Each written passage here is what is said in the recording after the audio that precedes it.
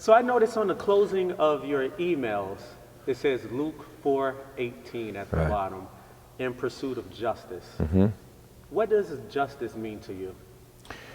Justice means to me is that, first of all, I believe it is the DNA of our faith, the DNA of the gospel, and of what the mission of a Christian is.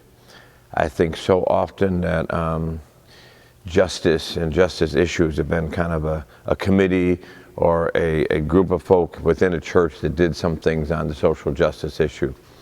When the fact that the Luke 4:18, the first sermon Jesus gave, when he came up out of the desert, was the Spirit of the Lord is upon me, anointed me to bring good news to the poor, freedom to the captive.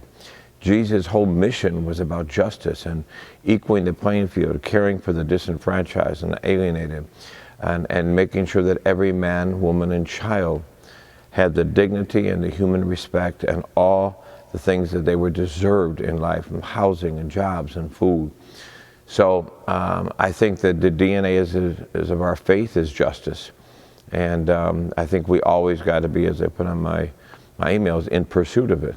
That has to be our mission. If we're not doing that, then I think all else that we're doing in the name of church becomes fake.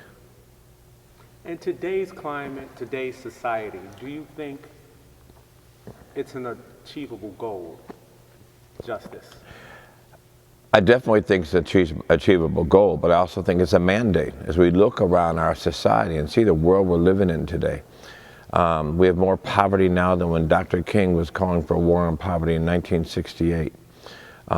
We see the racism and the bigotry and the division and the dismembered body of this human family. And we see the consistent growth of inequality in this country, the 1% and the 99%. And we see this getting worse. And, since Donald Trump has been in office, I mean, we want to blame all the racism and bigotry on him, but it's not true. That's who we are as America. It's just something we covered up. And what he did is he pulled back the rug, exposed it, and said, I'll be your spokesperson. He empowered the worst of us. He gave breath to the worst of our country.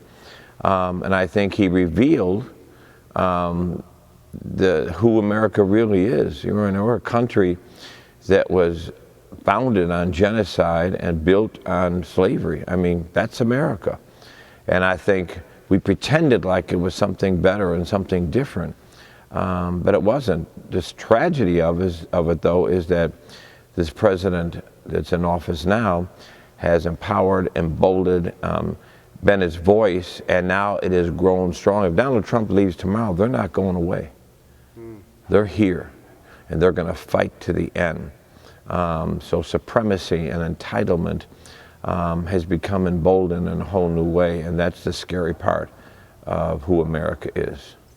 Do you think Trump does the world at large a favor by bringing out those people, or does it hurt us? Well, I think it hurts us because I think, I'm glad he exposed them.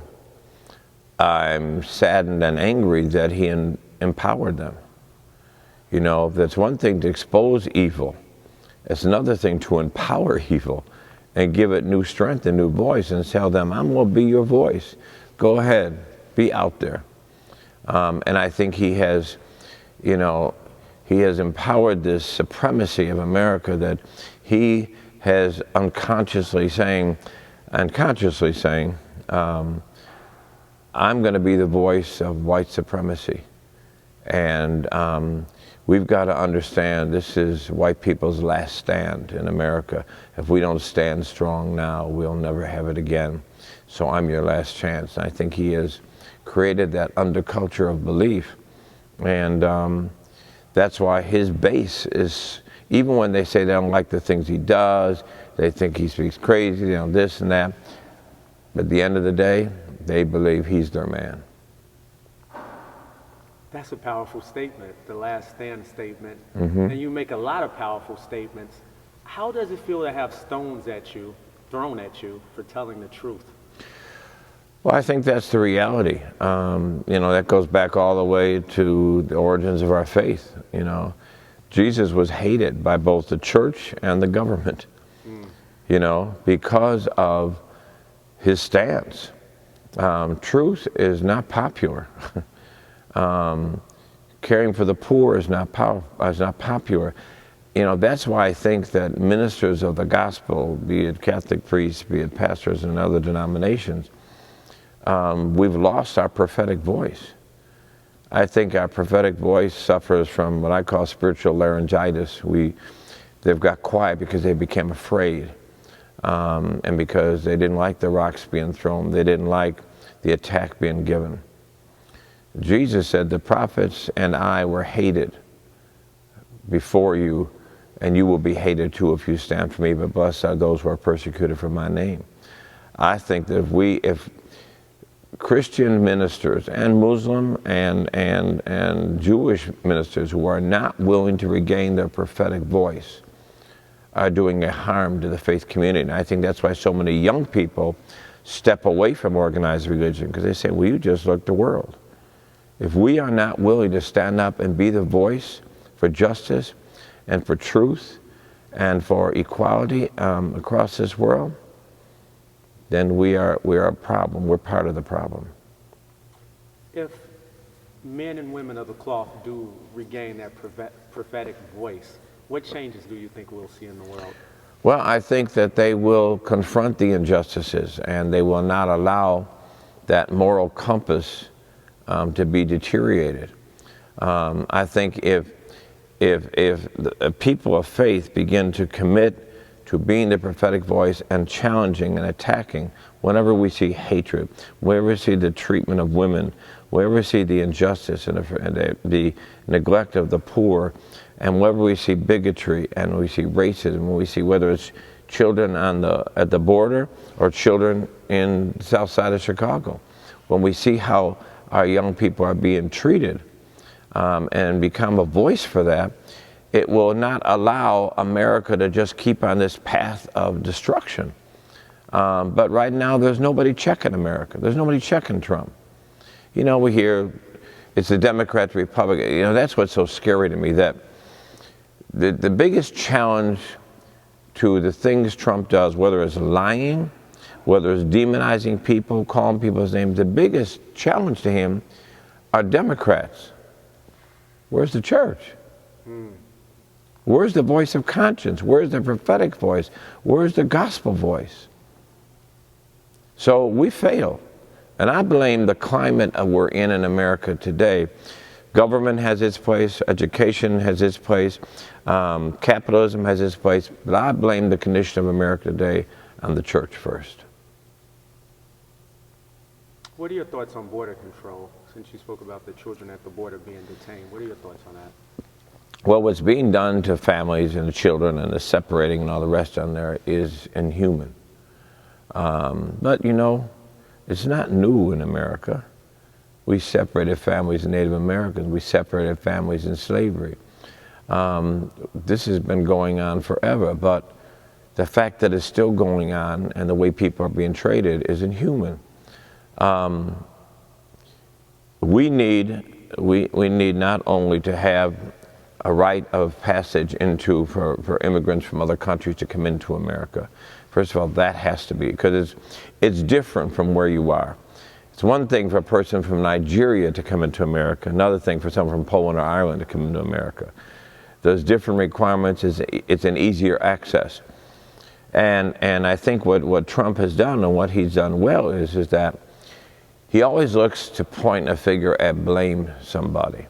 So he decided the way to attack the lack of real good immigration policy that we don't have in this country. So I'm going to attack Mexicans and make them, what do you call them, the terrorists and the killers, and he's going to blame it. He always has to blame the problems of America on someplace else rather than look in the mirror and say, what does America have to do? America has not only been a recipient of terrorism, America has been terrorists in other countries. And terrorism right here in America to the poor. So I think we have to somehow come to a real, legitimate, fair immigration policy in this country. And it has to be across the board. But I think what's being done now there and what he's getting away with having done there is inhuman. You've been a champion for the disenfranchised. Would you consider yourself a modern-day John Brown?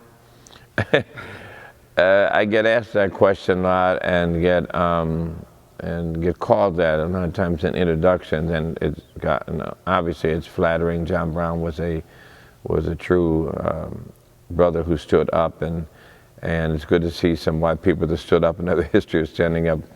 But I just want to be a legitimate Christian. I just want to be the best Mike Pfleger I can be.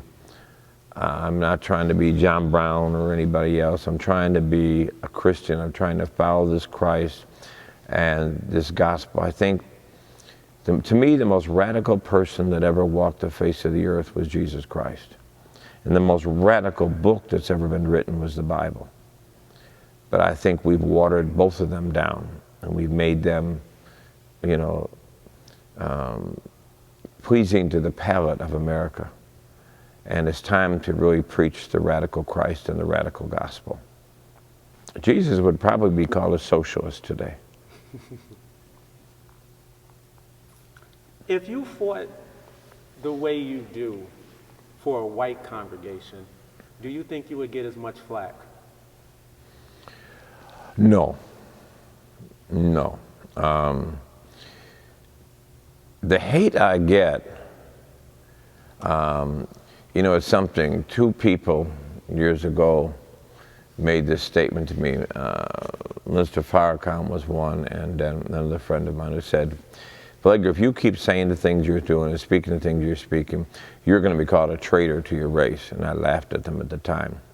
I can't tell you how many times in emails and letters and to my face I've been called a traitor to white people. I said, wow, isn't this interesting? Because I stand up for justice issues, be it for white, black, or brown. I'm a traitor to my race. If I'm a traitor to the white entitled supremacist mentality, thank God. I am a white man who's in love with Christ and in love with the gospel that he gave us, which is a radical prophetic gospel. As long as I'm not a traitor to that, I'm cool with everybody who calls me, because the people that call me are people from the outside.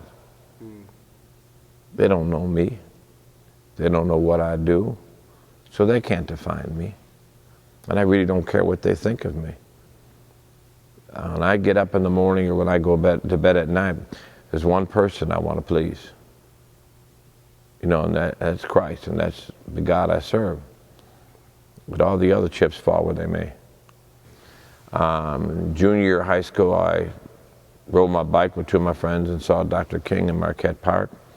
Later moved to the West Side and lived in the West Side, where I got connected with, you know, Fred Hampton and the Panthers, and helped get bread for the breakfast program for them. And Dr. King became my mentor after junior in high school, because after I saw him in Marquette Park and saw his power, and saw all the hate and all the name calling and the rock throwing around him not control him, but him continue to speak as one of love and of we're brothers and sisters, I said, there's either this man is crazy or he has some kind of power I want to know about. And I spent my early days studying everything he had ever written or said so that I could learn from him and be gleaned from him. Spent a lot of time with Mrs. King and the King family down in Atlanta, you know, learning his stuff and reading his papers. And you know, he is indeed my mentor. You know, people like Harry Belafonte, work with him, are friends and mentors, the Cornell West, the Joe Lowrys. These are the folks that helped mentor and shape me, the Louis Farrakhan's, and mold me, the Jeremiah Wrights, to become, learn from people I respected. And, you know, I've just tried to, for those mentors in my life, I want them to look at my life and be pleased, not be embarrassed. What's the most important thing you learned from Dr. King? Power of faith. Dr. King said that we can and we must pass laws to endure civil rights, to make segregation wrong, to make the holding back from voting wrong, to do all these we have to have civil rights to end these things. But he said, there is no law we can pass to change the heart of humanity. That must be done by the people of faith. And when the people of faith, Christian, Muslim, whatever, when the people of faith truly transform the heart, will change the world. But until that happens, all the other laws are important and we must do them, but they're Band-Aid to the real problem, because we got to change the heart. We have a venom in our bloodstream in America and in the world, and we've got to do a blood transfusion of human beings in America. And we need some heart surgery of humans in America. And we need to call America and the American people to their best, who've now become comfortable with their worst.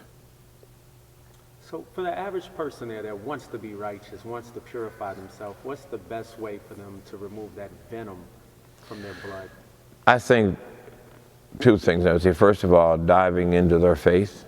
Faith can't be some attachment or social club or being part of my life. It's got to be the core of my life. It's got to be how the scripture says, I live, move, and have my being. It's got to be what directs what I say, what I do, my actions. That our faith has to be what runs our lives every day. And then secondly, I would say it's important to me to have some people who you really trust, their integrity, their character, and feel that they are living out their faith, to be mentors of you, that you talk to, listen to, learn from, and run things by.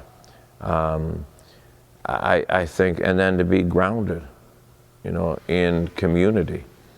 But I think that number one, the most important thing is faith. Two most important parts of my day is in the morning when I wake up and kind of consecrate myself and try to remember who woke me up and who's I'm supposed to serve that day, and ask for his guidance and his strength. And at the end of the day, when I'm scrubbing my teeth and washing my face and looking in the mirror, and is he happy with me? Am I pleased with me? And to be very clear that to repent where I haven't, where I've fallen short, to recognize my dependency on him and my inability to do the things I believe in without him. And to refuse to be a whore to the world and compromise and sell myself to be accepted by the world. I don't care what the world thinks of me. I don't care what people think of me. What's the most beneficial thing you've learned from Minister Farrakhan? The willingness to stand for what you believe and be unashamedly about it. He's free. He's a free man. And he stands for what he believes. And he was willing to endure the hate that comes with that, the threat that comes with that. So when I experience hate and when I experience threats and all the rest, I can look and see how he's handled them, and I can look and see how Jeremiah Wright has handled them, and it gives me strength. And talking to them gives me strength. So his ability to stand for what he believes uncompromisingly, even the things that he and I may disagree about, I respect him completely for his strength and his boldness and his deep faith. How did you guys meet? Wow. Taking you back a little bit, huh? Yeah, I mean, we've been friends for probably 30 years.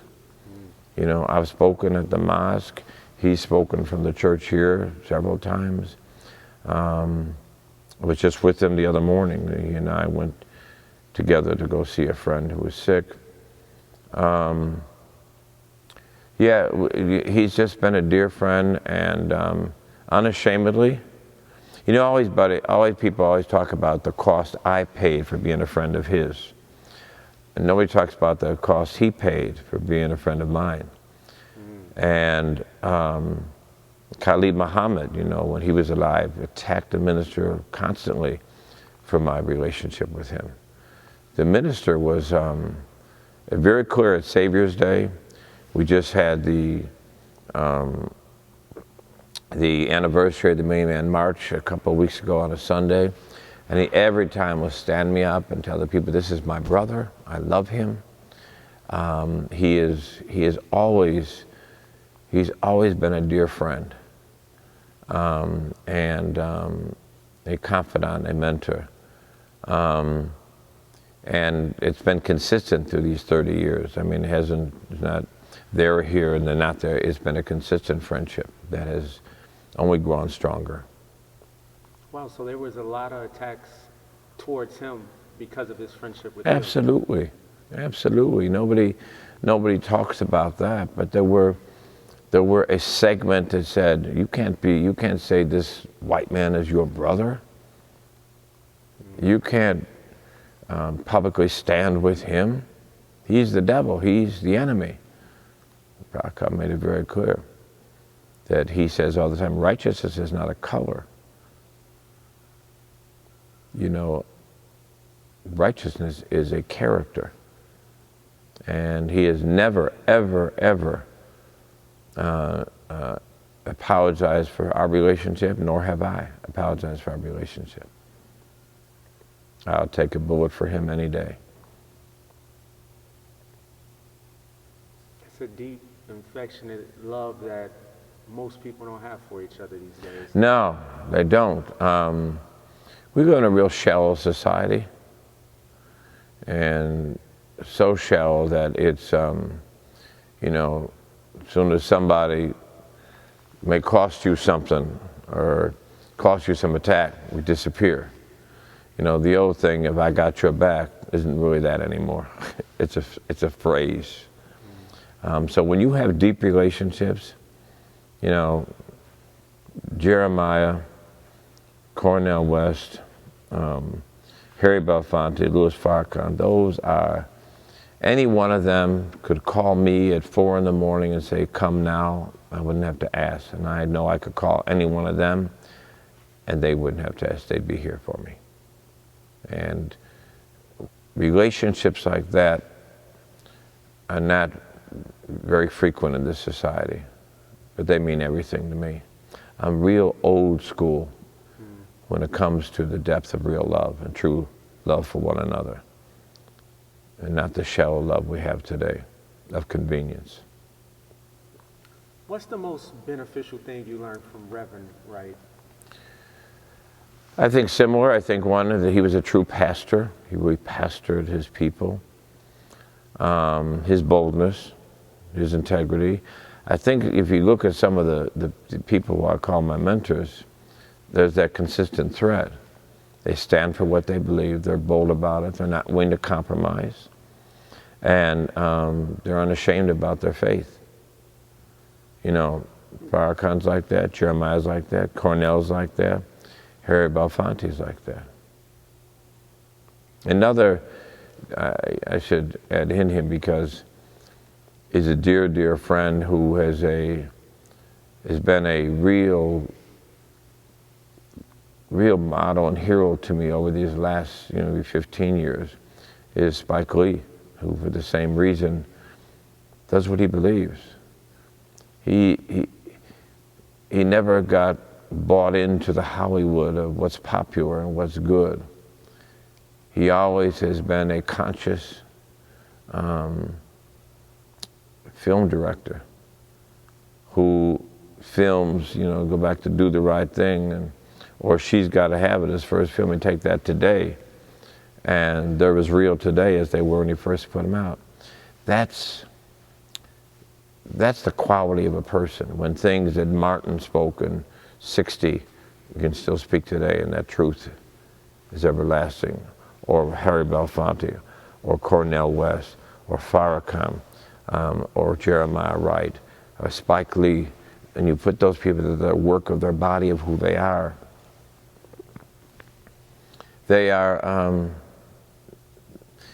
when you tap into something bigger than you, into truth, truth doesn't have a time limit on it.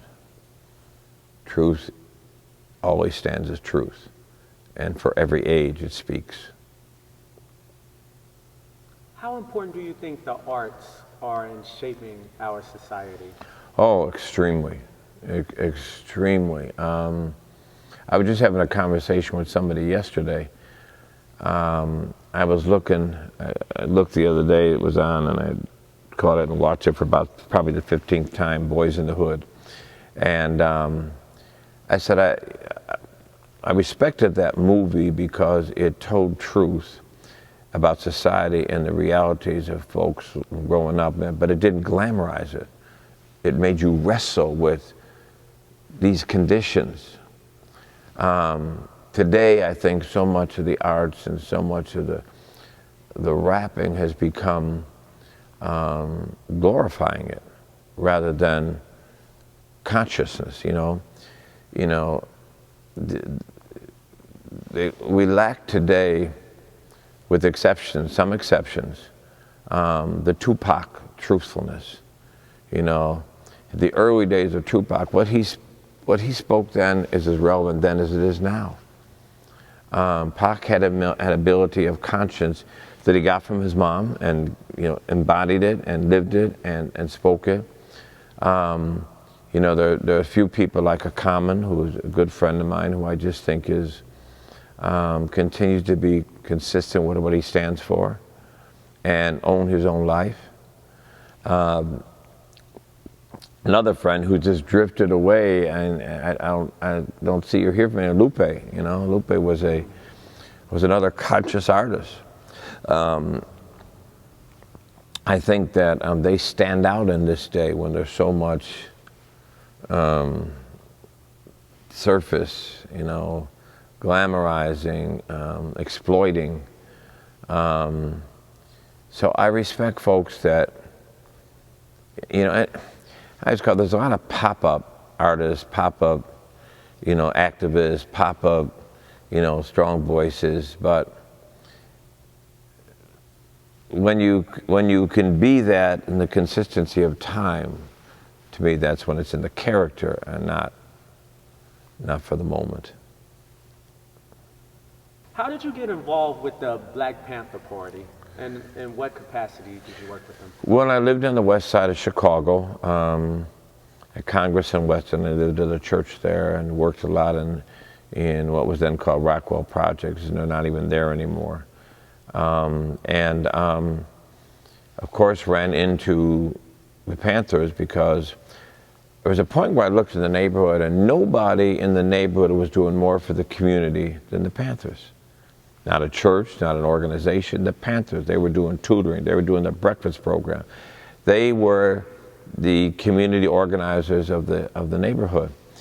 And so I wanted to connect with them. So one of the ways I connected with them was picking up bread from a local store for their breakfast program and dropping that off at the Panther headquarters.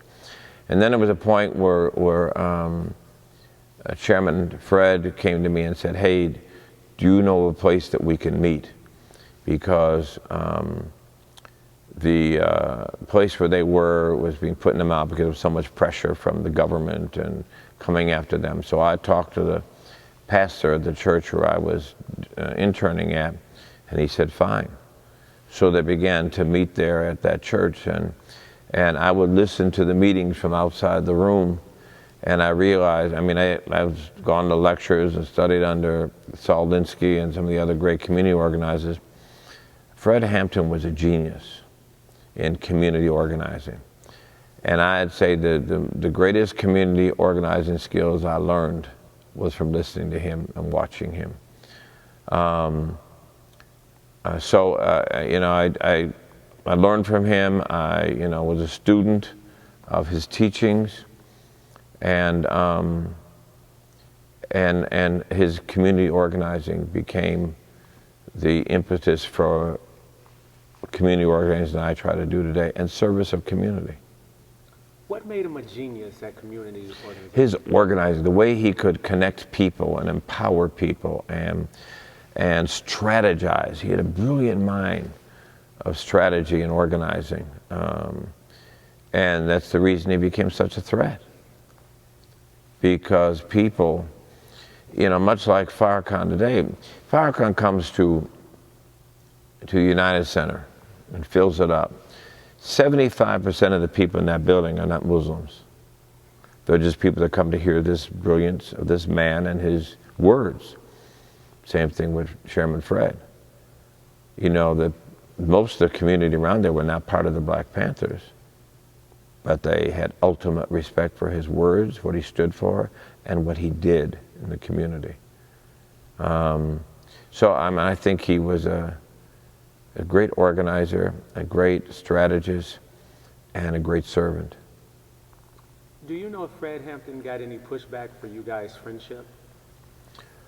I don't know, but our friendship wasn't real public. There were some people close to him, obviously, that knew our friendship. The guy, Larry Johnson, obviously Mark Clark, and some others that knew, but I'm sure he did. But it wasn't a real public thing. We kept it underground. You're talking there in early days when that was not popular at all. But he was who he was, and he did what he believed. What kind of person was he privately? I don't know.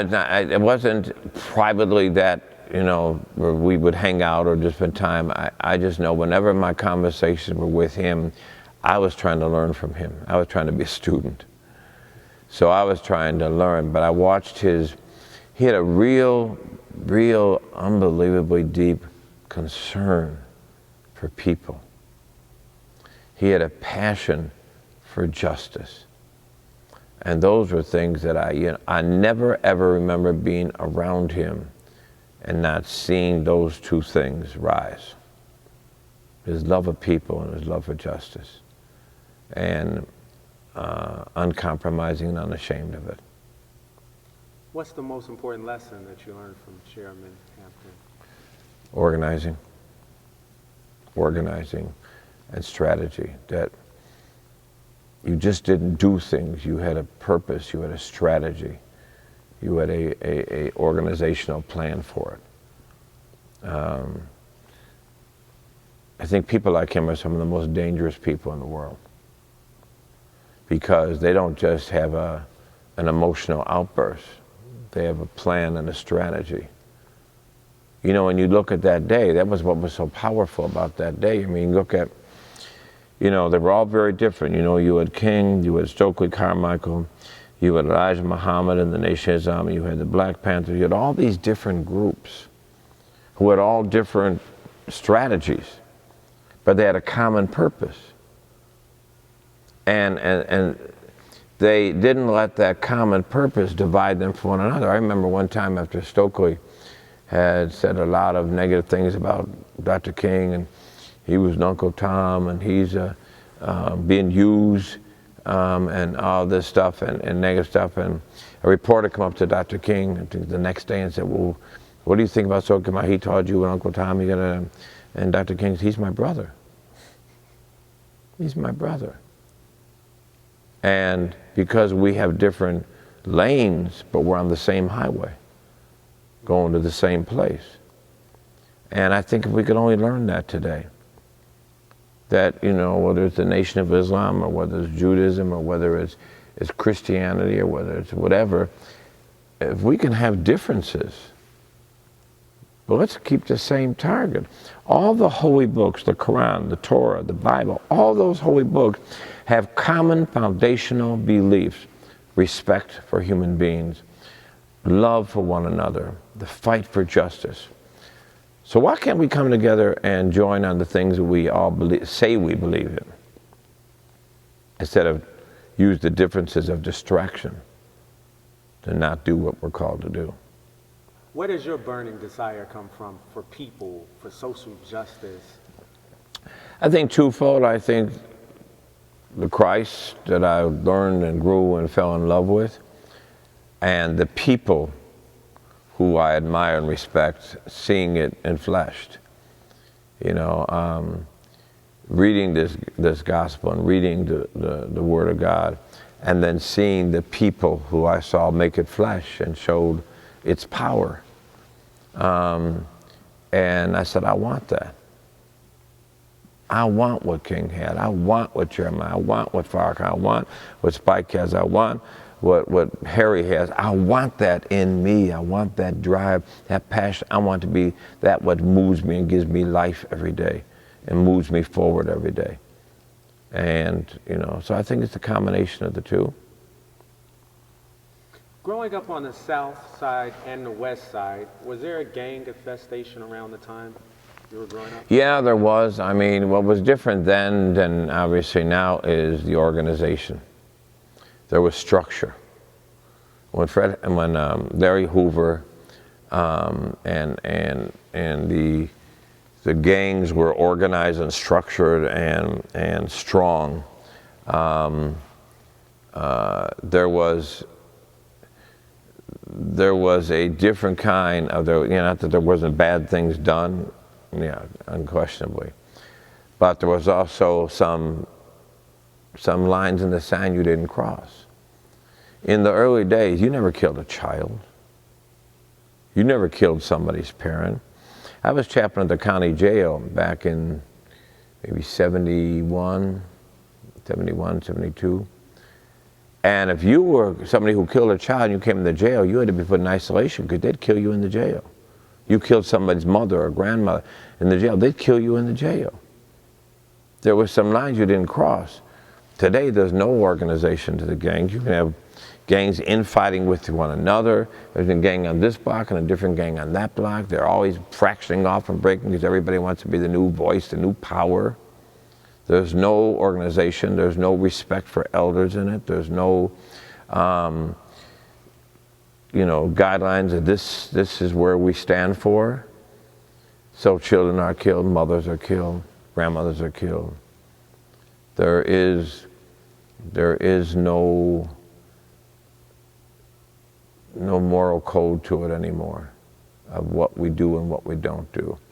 And I don't see the, I saw gangs in the 60s and 70s to be more about trying to help the community and help the people. I don't find any of that today. The gangs have become like society, selfish and self-centered. What's in it for me? I'm not surprised they're like that. That's what America's like. The culture of this country. So at every level, whether it's in government, corporate, or the gangs, same culture. When you were in your teens, were you ever approached to join a gang? And if so, how did you stay away? No, I never. Growing up in my little white inbred circle, you know, there was not gangs around that. You know, as we define gangs today, it was different kind of gangs. You know, on Tallman, we all hung together and fought against the kids on Washington. They were gangs. We just didn't call them gangs. You know, the word gang is very funny. You know, Catholics are a gang. You know, police are a gang. Lawyers are a gang. You know, Democrats are a gang. Republicans are a gang.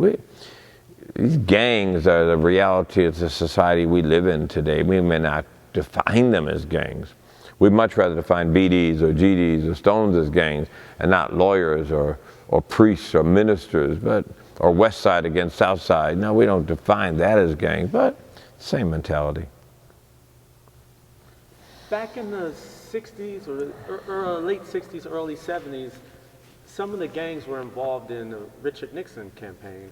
Do you know any information about that? No, I obviously read about it and heard about it, but I don't have any personal knowledge about it.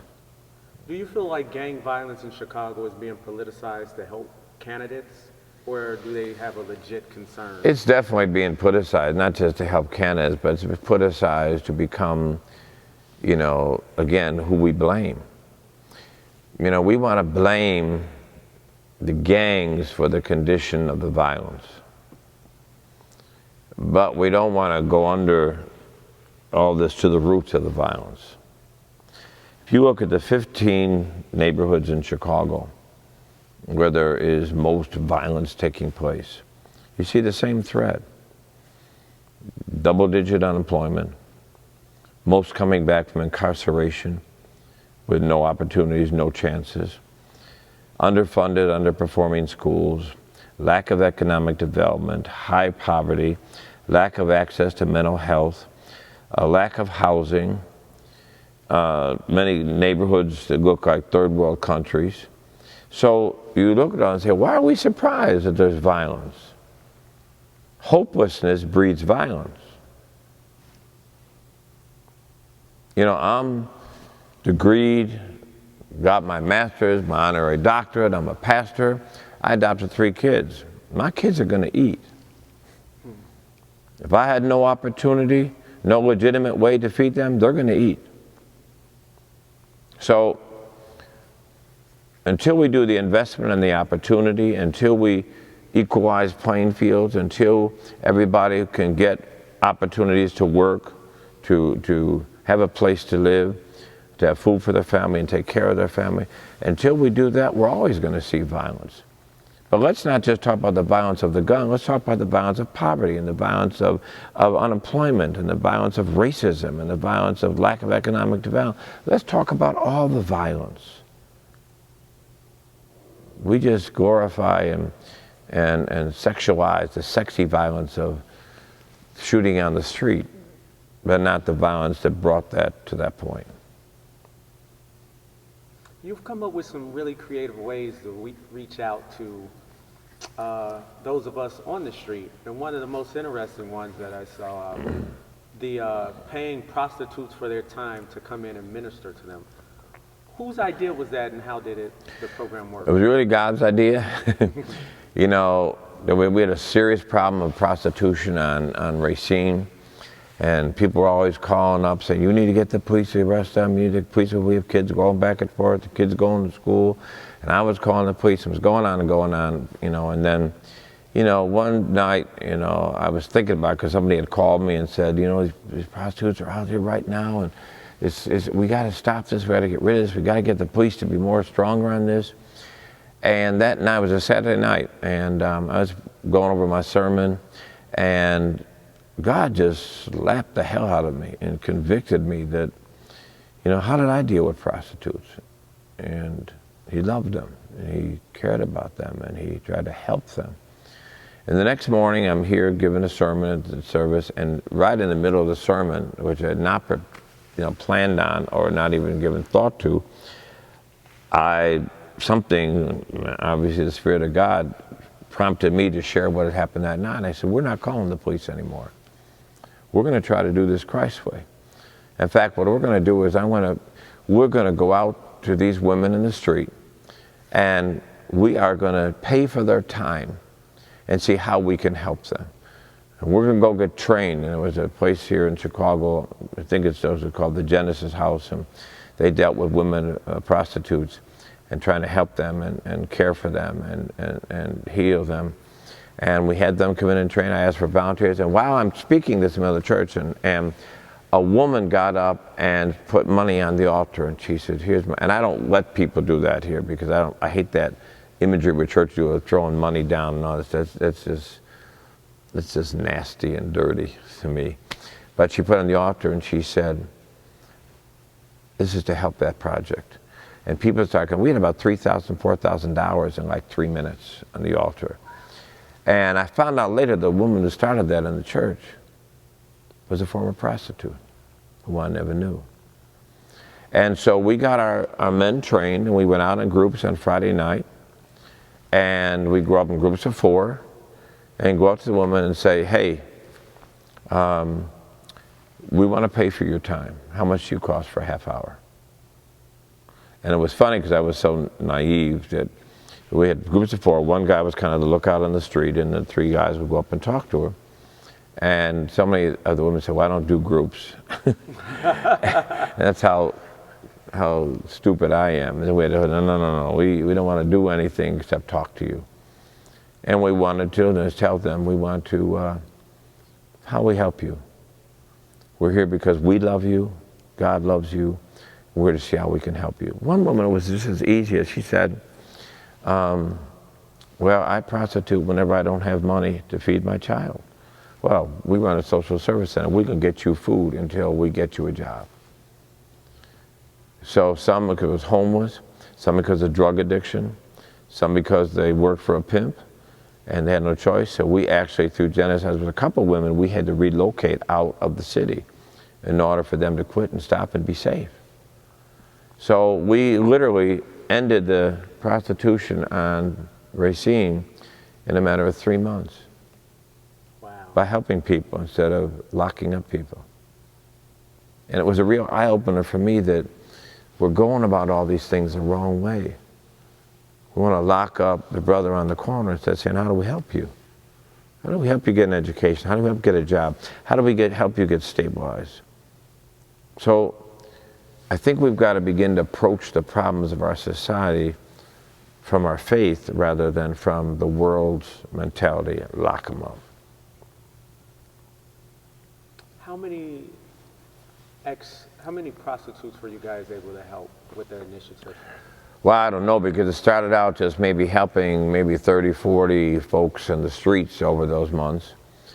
But then many of them had a friend they referred to us, and somebody else they referred to us, and you know, they began to come to us for help and get into our programs or to help get into a substance abuse program or housing or whatever. So I don't know all the number. We would always leave them with a sheet of paper with all of our numbers and services so they can touch us, because not everybody's really ready to change in a moment. None of us change from our behaviors in a second.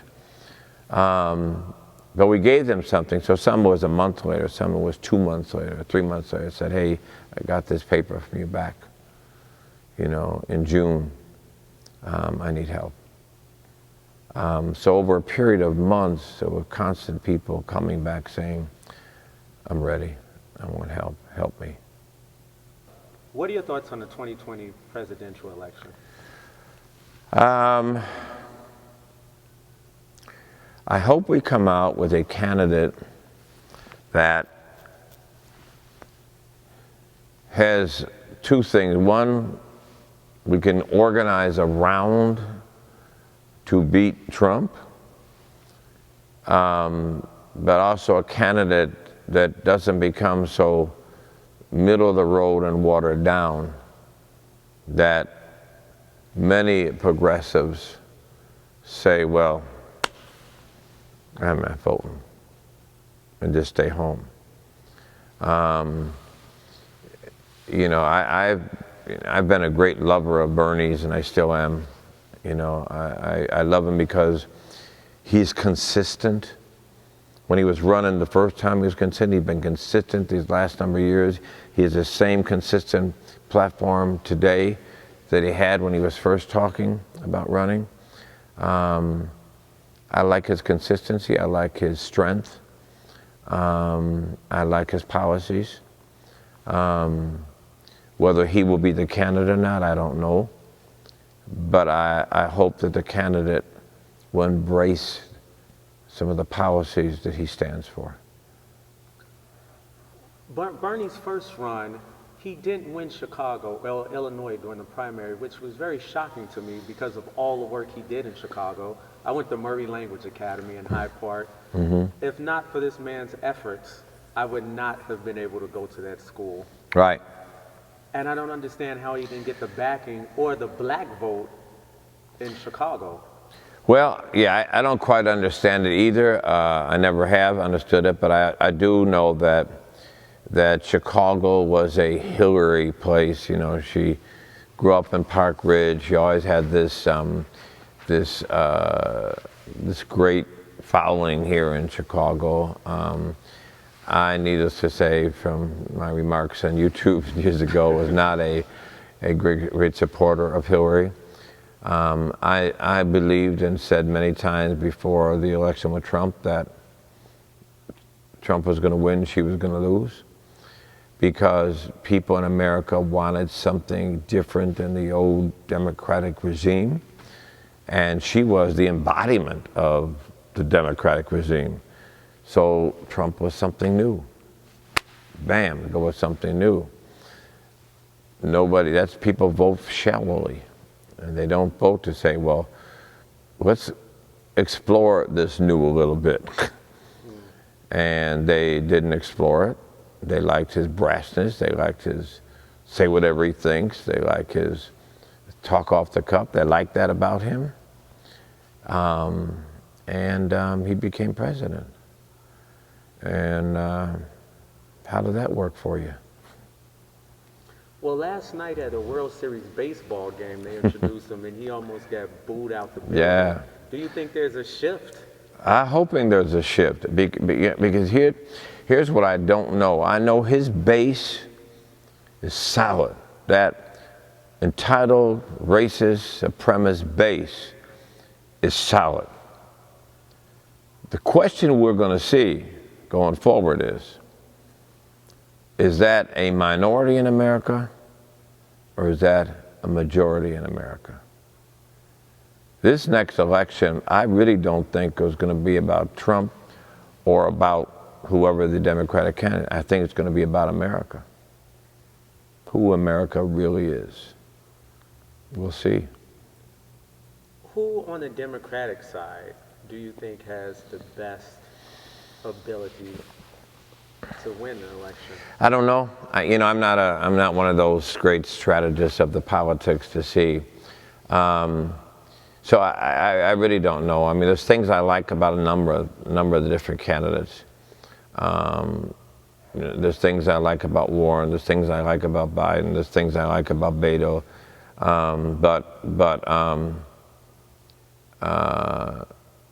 There's some things I like about a number of different candidates there.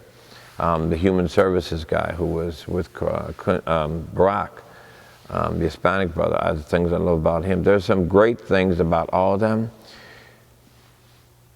Again, for me, it's going to be who's the candidate who is bold,